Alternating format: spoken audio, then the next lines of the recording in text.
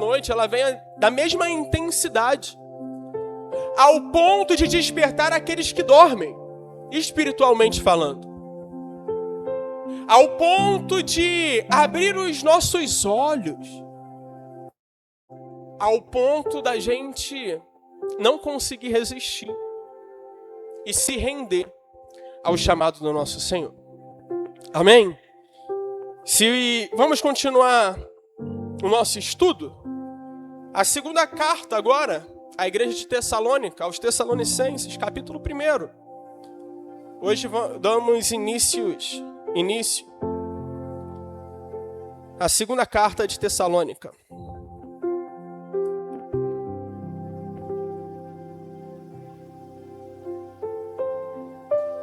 Segunda carta de Tessalonicenses, capítulo 1.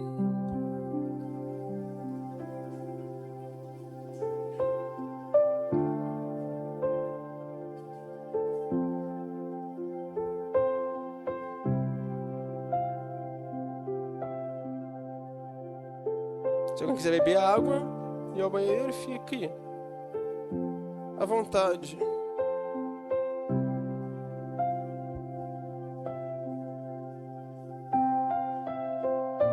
Se você souber, cante com a gente, em nome do nosso Senhor Jesus. Essa canção que diz: vamos descer a casa do olheiro, em nome de Jesus. Vou descer a casa do olheiro. Eu quero ser alguém. Eu quero ser alguém mais verdadeiro. Eu já estou quebrado e quero ser mudado. Eu vou descer a casa do oleiro. Eu vou descer a casa do oleiro. Eu quero ser alguém mais verdadeiro. Eu quero ser alguém mais verdadeiro. Faz favor. Eu já estou quebrado e quero ser mudado. Eu vou descer a casa do oleiro. Quero tirar a capa e te olhar nos olhos para perder o medo de me entregar completo. Quero ser restaurado por teu amor e graça. Eis-me aqui de novo. Quero tirar a capa e te olhar nos olhos para perder o medo de me entregar completo. Quero ser restaurado por teu amor e graça. Eis-me aqui de novo. Faça o teu trabalho. Senhor, e é isso que nós queremos fazer. Queremos descer para ser moldado e transformado. Senhor, queremos ser reconstruído, que o Senhor nos molde, pois queremos ser um vaso de honra para a tua casa. Então, que o Senhor possa nos moldar pelas tuas mãos. Que o Senhor venha nos formar. Ó Deus, eu sei que temos muitas vontades, mas que a tua, ela venha prevalecer sobre o nosso querer.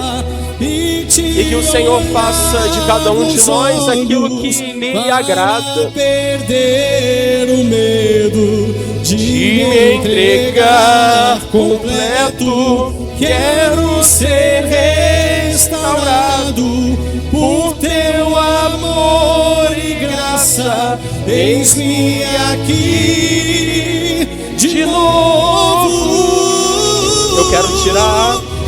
quero tirar a capa e te olhar nos olhos para perder o medo de me entregar completo. Quero ser restaurado por teu amor e graça. Eis-me aqui de novo, faça o teu trabalho.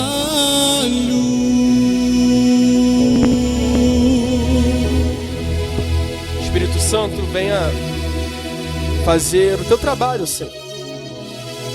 Tu és o único que pode nos convencer do pecado, Tu és o único capaz de nos levar ao arrependimento. Cumpra o Teu querer e a Tua vontade em nossa vida. É isso que nós pedimos em nome de Jesus. Amém? E graças a Deus. Hoje nós vamos dar início à segunda carta à igreja de Tessalônica, ou aos Tessalonicenses, se você preferir. Eu vou dar uma resumida nessa carta por completo. Eu separei alguns pontos que é importante que nós veremos no decorrer desse estudo. Então, vamos lá. Na última carta, Paulo, que foi 1 Tessalonicenses, Paulo ele vem alertando, ele vem exortando ou ensinando essa igreja. Já que Paulo havia permanecido pouco tempo lá devido às perseguições, e hoje nós veremos sobre as perseguições, como não era possível Paulo estar fisicamente presente, ele escreve a primeira carta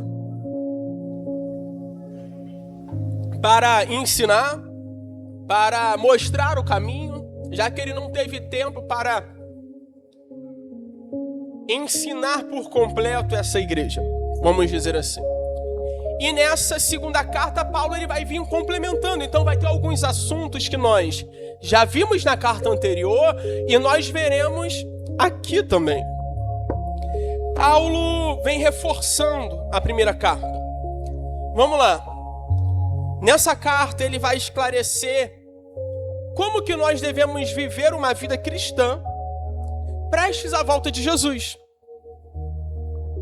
Você lembra que nós vimos nas últimas semanas dessa primeira carta? Nós vimos que Paulo ele vai falar a respeito da necessidade da vigilância, a necessidade da vigilância. Paulo ele vinha falando isso, que Cristo virá como um ladrão. E nós devemos estar atentos para isso. Nessa carta aqui também, Paulo ele vai mostrar isso. A vida cristã diante de Cristo, até porque um dia todos nós iremos prestar contas com Deus. E se Cristo voltar hoje, como que as nossas contas estão com Cristo? Estaremos devendo?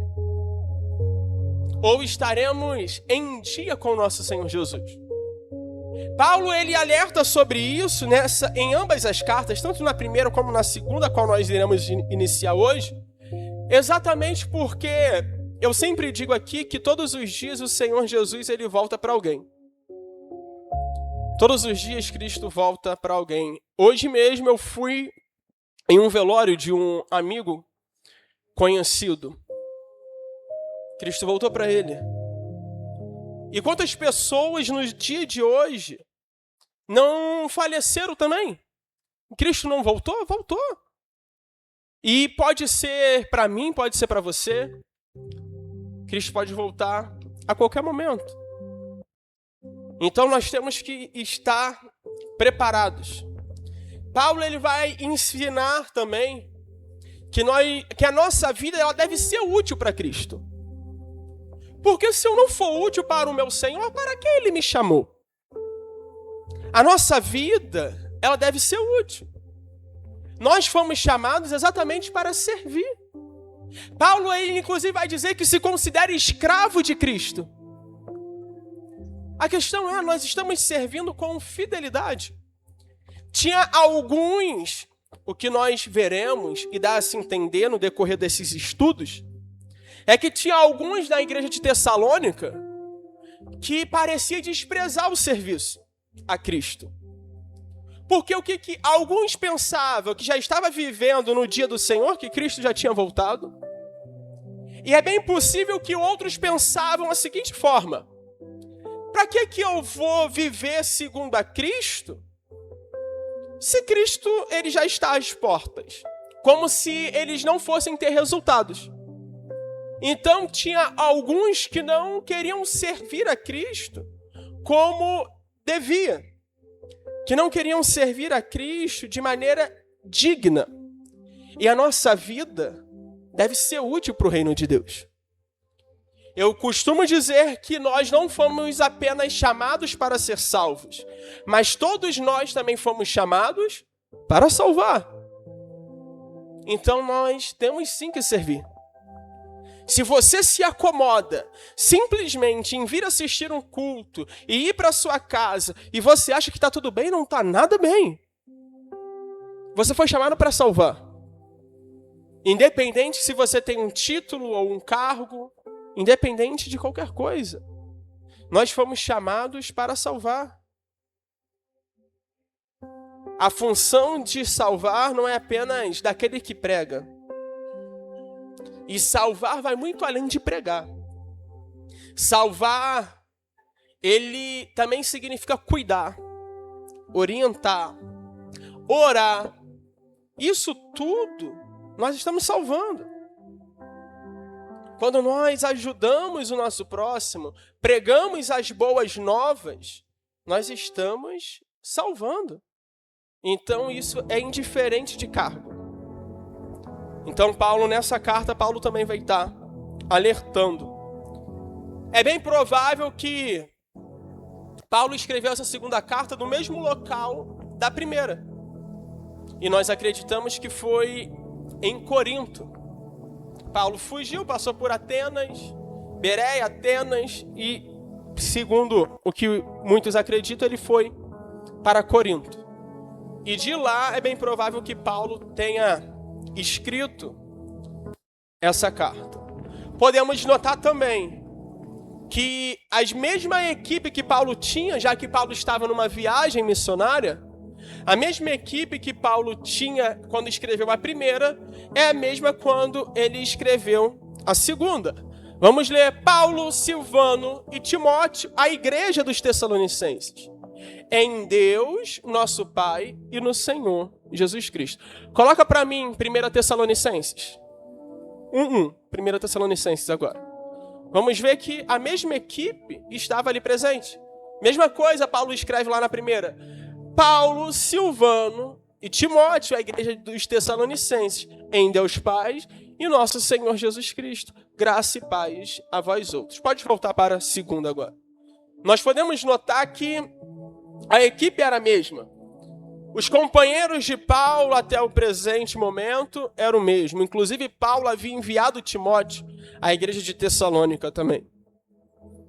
E é segundo isso que nós iremos meditar nessa carta e nós iremos estudar um pouco mais a fundo o que Paulo tem para nos ensinar, ou o que Cristo tem para nos ensinar através da vida de Paulo. Versículo 2 vai dizer: graça e paz a vós outros da parte de Deus Pai e do Senhor Jesus Cristo. Verso 3. Irmãos, cumpre-nos dar sempre graças a Deus no tocante a vós outros, como é justo, pois a vossa fé cresce sobremaneira e o vosso mútuo amor de uns para com os outros vai aumentando. Verso 4.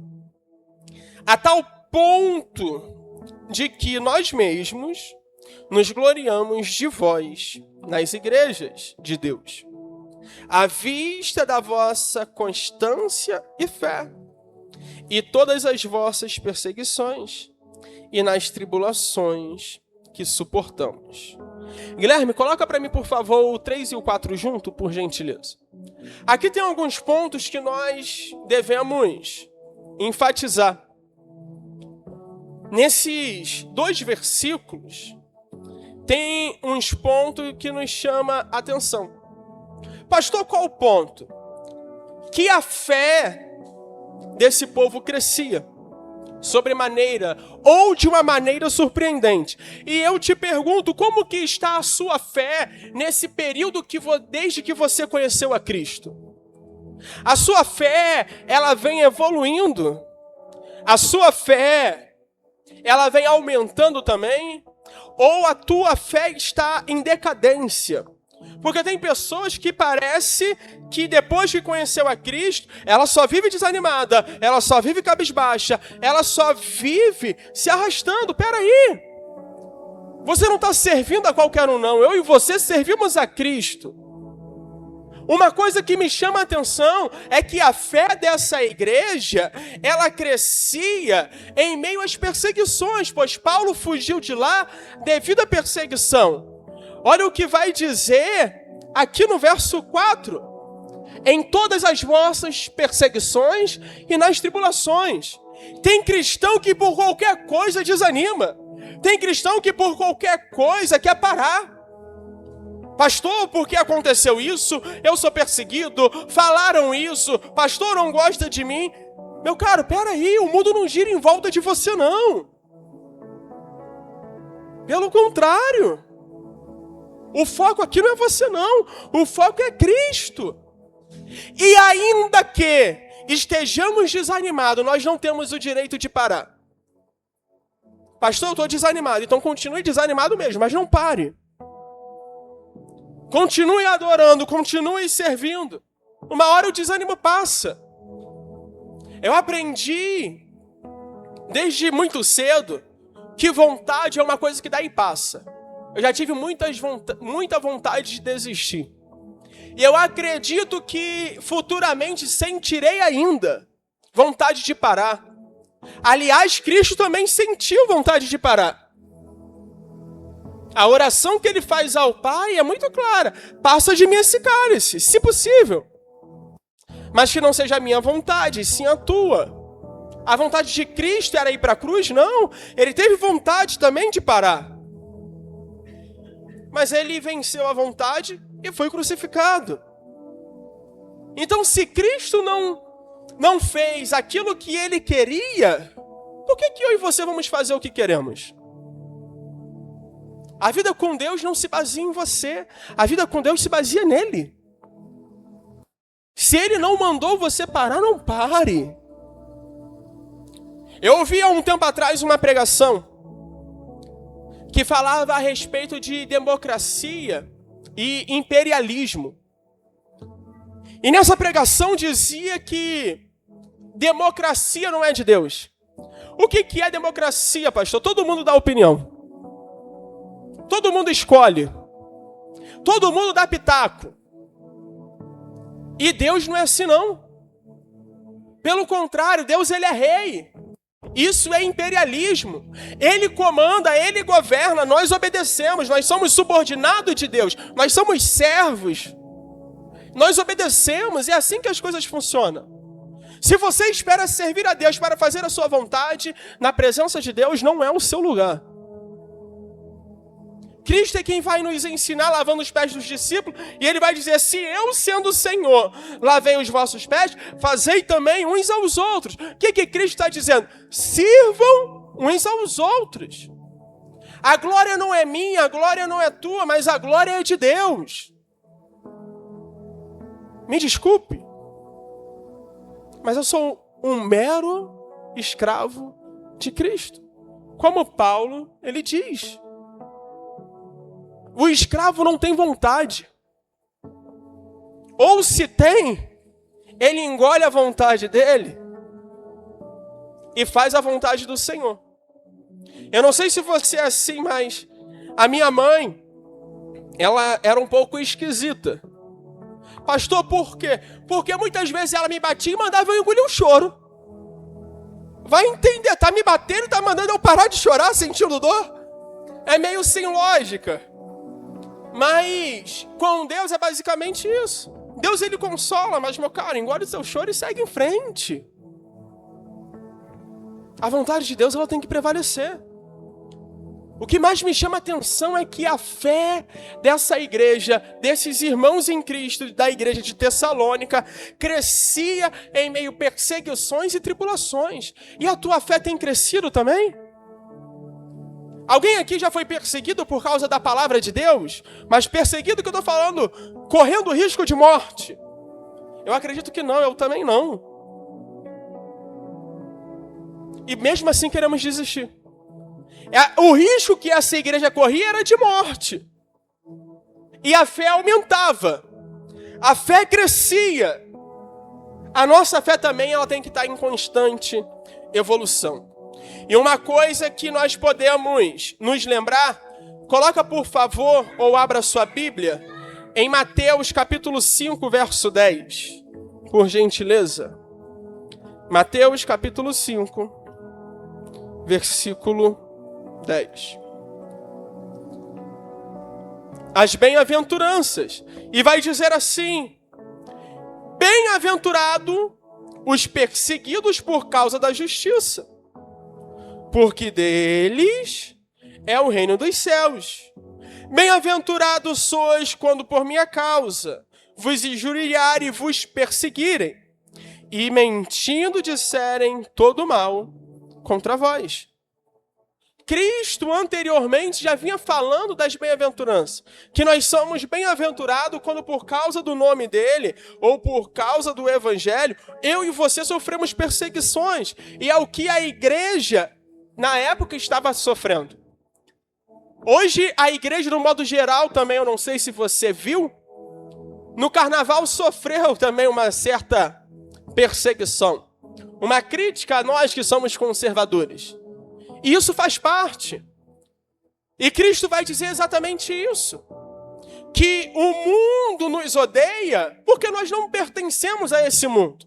Então, bem-vindo à batalha. Bem-vindo à guerra. Tem de bom ânimo. Cristo vai dizer, porque eu venci o mundo. No mundo tereis aflições, mas tem de bom ânimo, porque eu venci o mundo. Volta para Tessalonicenses, por gentileza. Então, um dos pontos é que a fé crescia em meio às tribulações e em meio às perseguições. Como está ali. Versículo 3, por favor. Como está ali. Eu vou perguntar mais uma vez, você não precisa me responder. É para que isso fique gravado mesmo. Como está a sua fé? Será que ela está crescendo? Ou a sua fé está esmorecendo?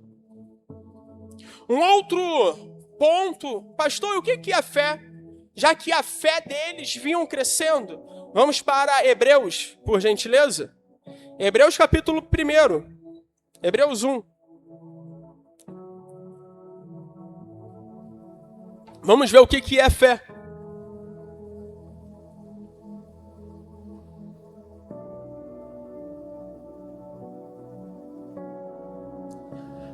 Havendo Deus outrora falado muitas vezes, de muitas maneiras, aos pais pelos profetas. 2.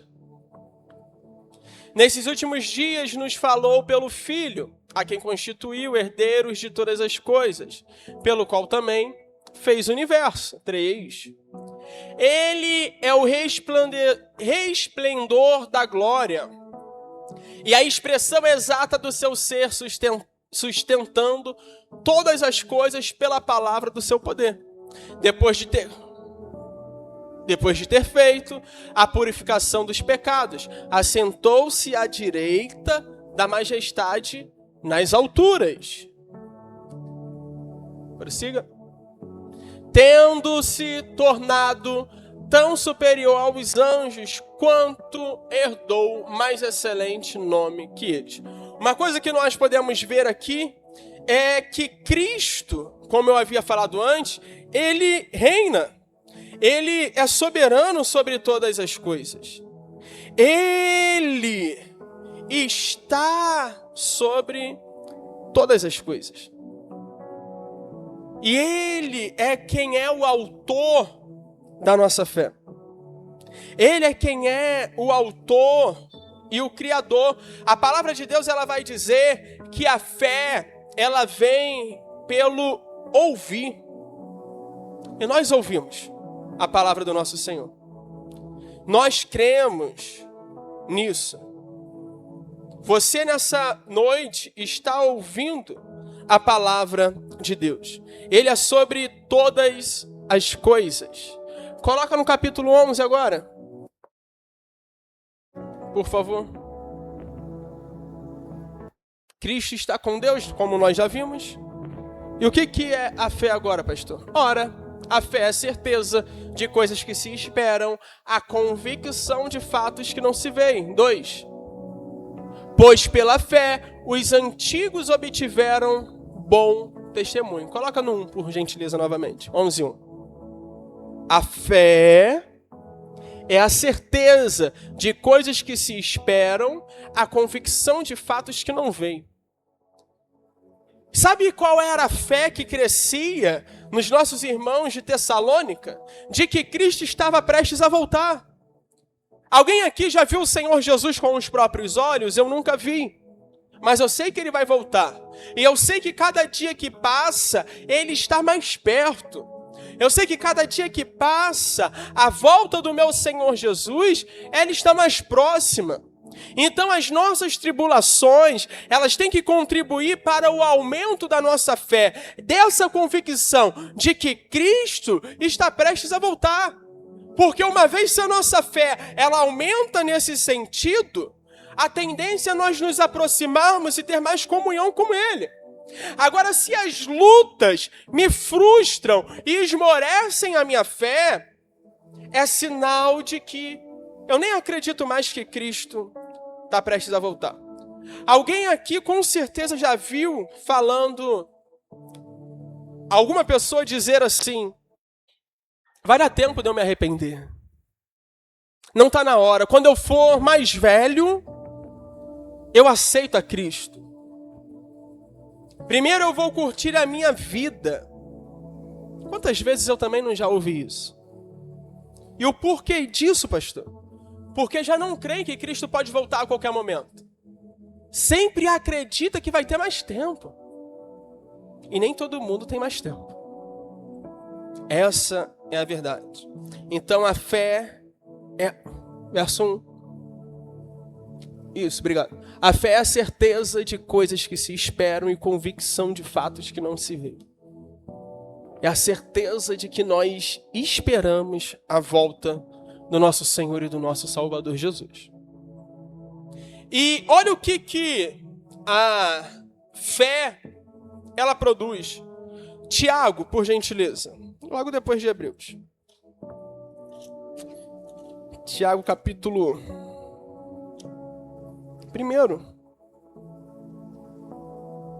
Versículo 2. Tiago 1, verso 2.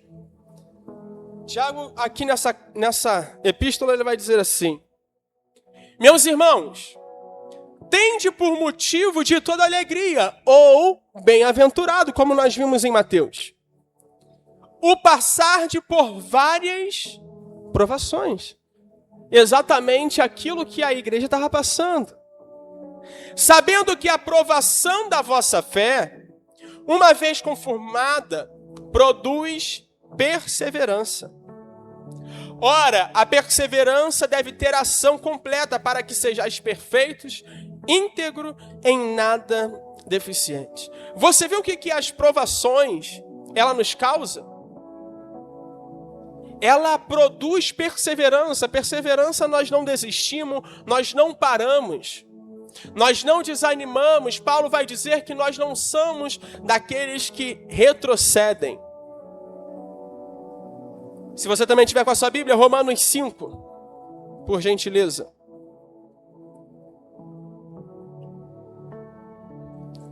Romanos capítulo 5.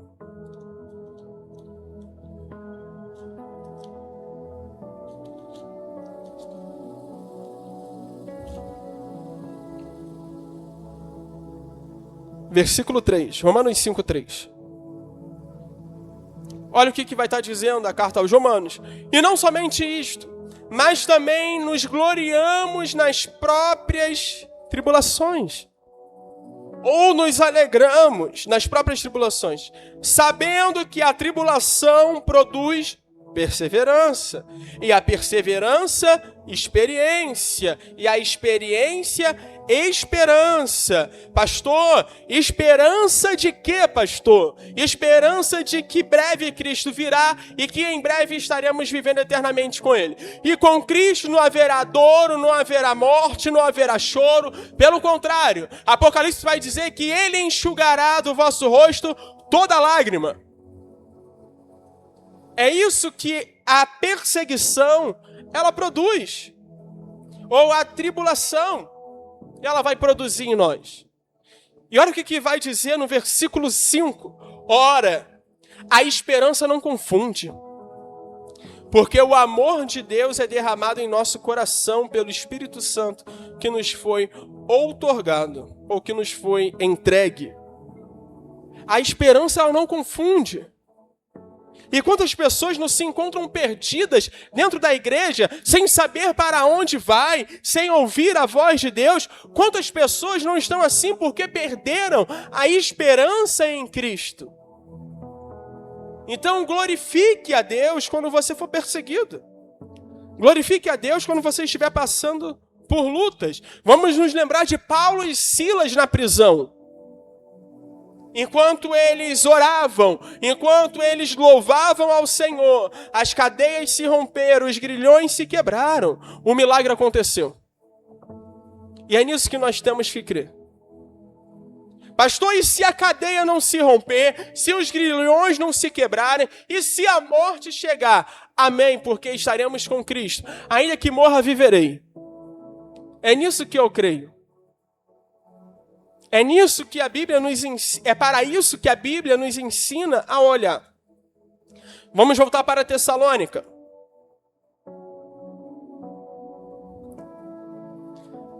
Versículo 4. Vai dizer: a tal ponto que nós mesmos nos gloriamos de vós nas igrejas de Deus, à vista da vossa constância e fé, em todas as vossas perseguições e nas tribulações que suportais. O que me chama a atenção é que Paulo e os demais irmãos, como Timóteo, eles louvavam a Deus pela atitude que os irmãos de Tessalônica tinham. Eles louvavam ao Senhor. Pastor, por quê? Um ponto é pela constância que eles tinham. A constância em Deus. Você vê como que existem pessoas hoje inconstantes, uma hora deseja tanto a Deus e ela passa por um problema, ela já desanima na fé, ela já quer parar. Me tira uma dúvida. Todo mundo aqui acorda com a vontade de trabalhar todos os dias? Eu acredito que não. Mas mesmo assim você não vai? E vai por quê? Porque no final do mês, ou no 5º dia útil, você vai ter uma recompensa chamada salário. Você vai por causa disso. Você é constante, você procura não faltar. Porque no final do mês você tem um salário a receber. Com Cristo, dessa mesma forma, nós devemos ser constantes, ainda que nos dê vontade de parar, porque no final nós também seremos recompensados com o reino de Deus ou com a salvação. Pastor, mas a salvação nós já recebemos. Sim, é pela graça, com certeza. Mas lembra que no início eu falei que nós devemos ser úteis para o reino de Deus? E nós vamos prestar contas com Ele. Então, se tiver vontade de desistir, não desista. Continue. Ainda que seja contra a sua vontade. No último domingo, nós estávamos falando a respeito das raízes. E eu lembro que eu falei que permanecer dói. Permanecer não é para todo mundo, não. Não é todo mundo que tem a disposição de permanecer buscando, de permanecer adorando, de permanecer na presença de Deus. Não é todo mundo que tem essa disposição. Então que as nossas raízes estejam em Cristo para que possamos suportar todas as estações que venhamos enfrentar. Seja as tempestades, seja os períodos de seca e do deserto também. Se a nossa raiz estiver em Cristo, nós suportamos todas as coisas. Para concluir, o verso 4. À vista da vossa constância, e o outro ponto, e fé. A fé que eles tinham em Cristo era surpreendente. A fé que eles tinham em Deus era tremenda. Em todas as vossas perseguições, a fé não era em tempo de abundância, mas a fé era em tempo de perseguição e em tempo de tribulações. E mesmo assim eles estavam suportando tudo. Verso 5 vai continuar. Sinal evidente do reto juízo de Deus, para que sejais considerados dignos do reino de Deus, pelo qual, com efeito, estáis sofrendo.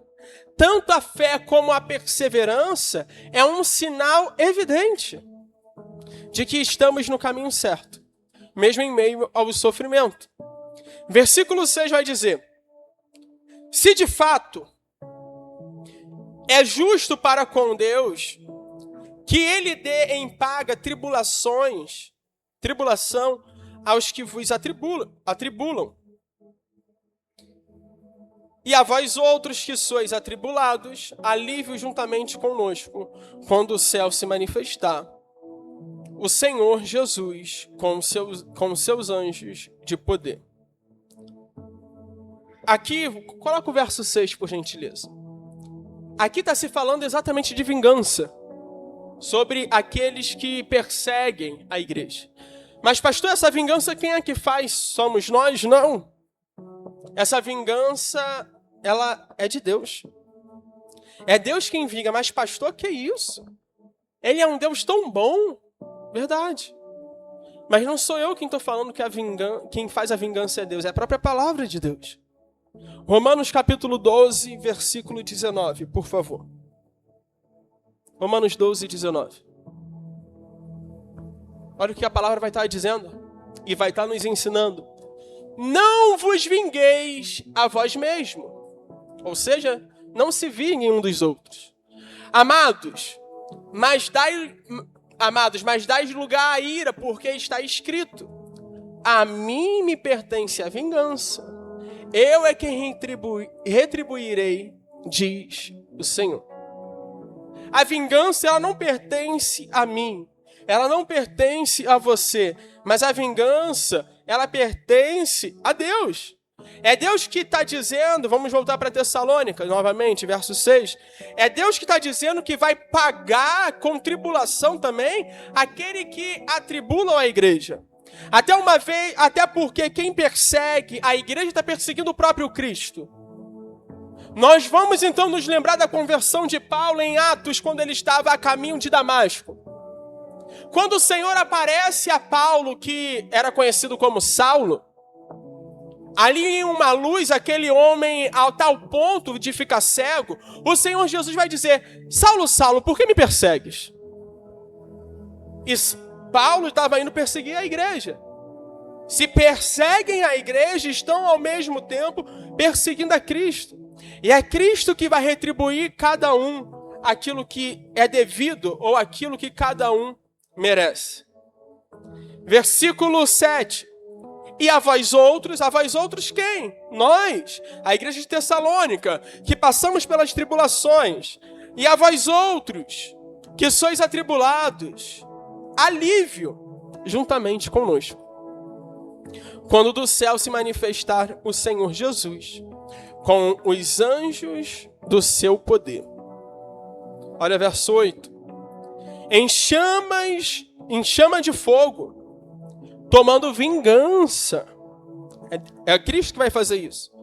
Contra os que não conhecem a Deus e contra os que não obedecem ao Evangelho do nosso Senhor Jesus. Esse versículo 8 nós também devemos nos atentar, porque aqui existem dois grupos.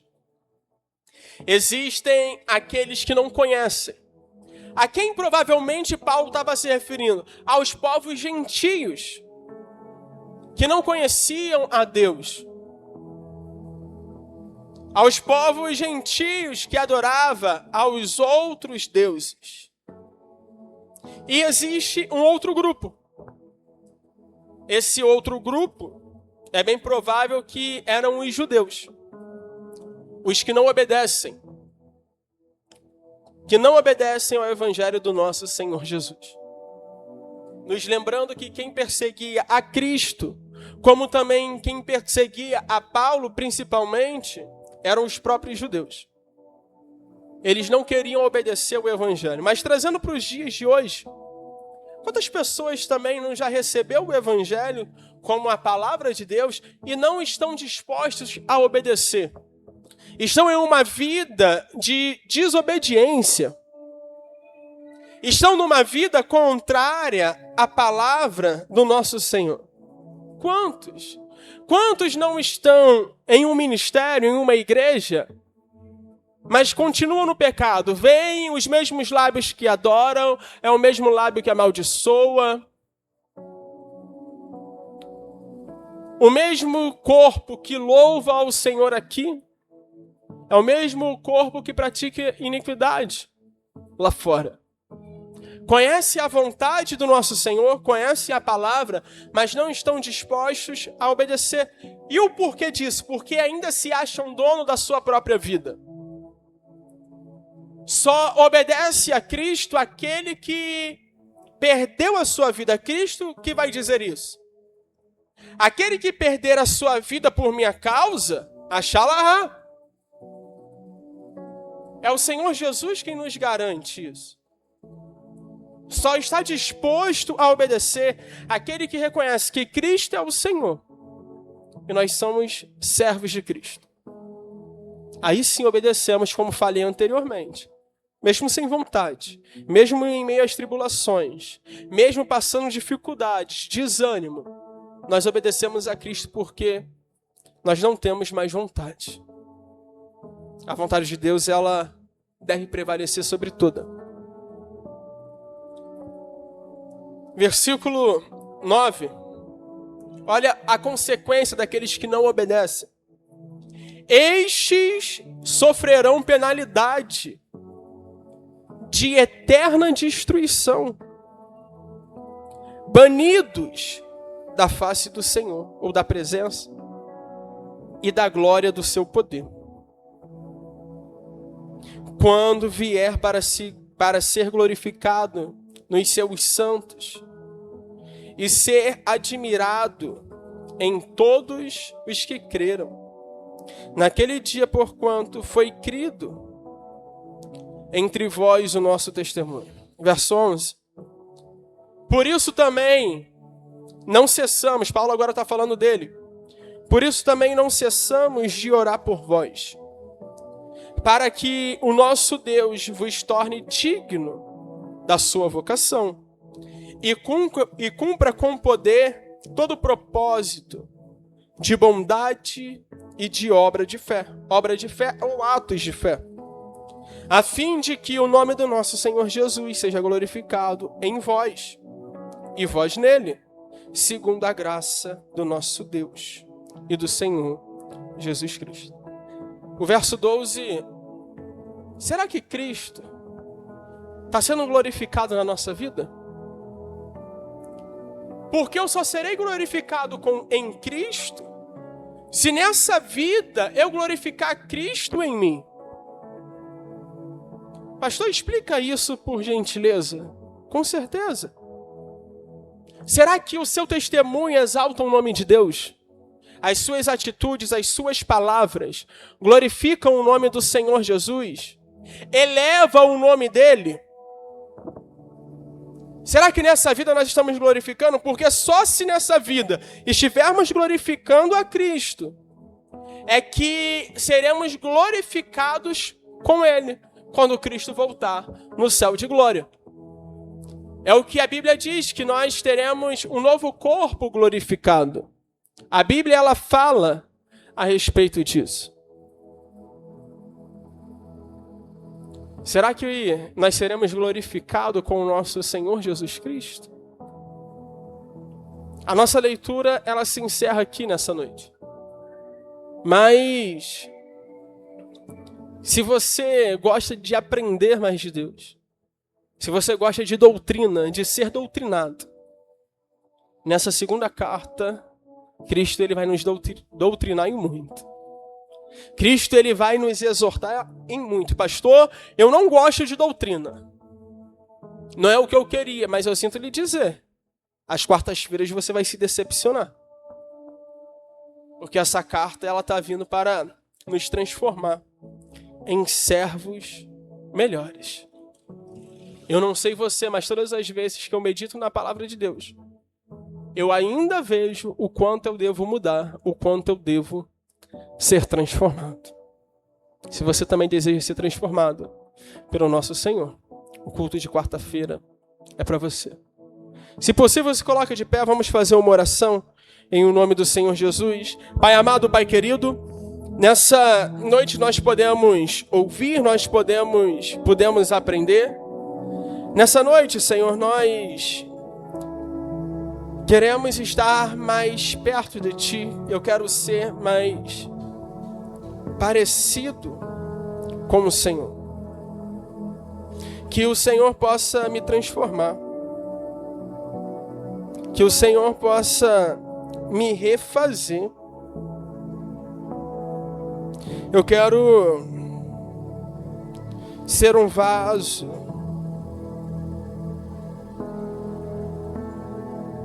nas Tuas mãos.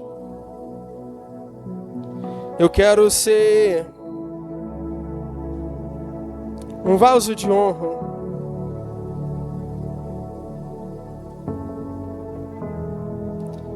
Então você pode fazer a sua oração.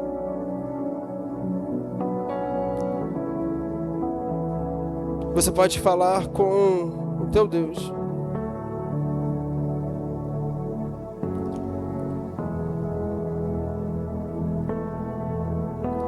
Quero ser assim como um vaso nas tuas santas mãos. Que o Senhor possa nos refazer, que o Senhor possa nos transformar. Ó Deus, Tu conheces muito bem as nossas falhas, os nossos defeitos. Eu quero ser. O Senhor conhece muito bem os pontos a qual devemos ser transformados.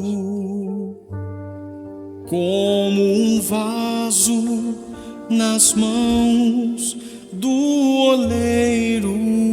Você pode cantar e você pode pedir isso a Deus também. Minha vida e me faça de novo. Eu quero ser. Eu quero ser um vaso novo. Se você quiser, você pode erguer as suas mãos e se render a Ele. Senhor amado, eu sou o barro e Tu és o oleiro. Quebra minha vida, quebra minha vida e me faça de novo. Eu quero ser. Eu quero ser um vaso novo. Quebra minha vida e me faça de novo. Eu quero ser. Eu quero ser um vaso novo. Senhor, e eu estou aqui nessa noite, ó Pai. Eu me rendo diante da Tua presença para ser transformado por Ti. Ó Deus, eu sei que eu ainda estou muito longe de ser aquilo que o Senhor deseja. Senhor, então venha nos moldar. Ó Pai, venha nos transformar em filhos e servos melhores. Venha, Senhor, transformá-lo. Venha nos refazer para que possamos te honrar, para que possamos, ó Deus, exaltar e engrandecer o teu santo nome. Ó Deus, eu não vivo mais eu, mas eu desejo que Cristo viva em mim. Isso, ó Senhor, é o que eu te peço. Venha me usar como instrumento. Faça de mim o que o Senhor quiser e o que o Senhor deseja. Tu és o oleiro, quebra minha vida e me faça de novo. Eu quero ser, eu quero ser um vaso novo, quebra minha vida. Ó Deus, e é isso que nós desejamos, ó Pai. Ser vaso na mão do oleiro, nos molde. Se necessário for, me reconstrua mais uma vez. Pois eu quero ser aquilo que o Senhor deseja. Cumpra, ó Espírito Santo, a tua vontade em nossa vida. Ó Senhor, é essa oração que nós fazemos a Ti. Que venhamos estar debaixo da tua vontade. Então nos ensina o teu querer. Me ensina a andar pelas veredas da justiça. Senhor, a tua palavra vai dizer que tu és o nosso pastor. É o Senhor mesmo quem diz que tu és a porta do aprisco, que o Senhor, ou o verdadeiro pastor, dá a vida pelas ovelhas. Então, como pastor, ó Pai, venha nos guiar aos pastos verdejantes, nos leve às águas tranquilas. Ó Espírito Santo, venha nos moldar, Senhor. Nos proteja, não nos deixe nos perder pelo caminho. Ó Pai, e que se por algum motivo algum dos teus filhos ou alguma das tuas ovelhas se perderam no meio da caminhada, o Senhor nos garante que deixa 99 em segurança e resgata aquela uma que se perdeu. Então nos resgata, Senhor, mais uma vez, pois quantos não estão perdidos dentro da tua casa? Quantos não se encontram perdidos dentro de algum ministério, ó Pai? Venha nos resgatar para a tua honra e para a tua glória.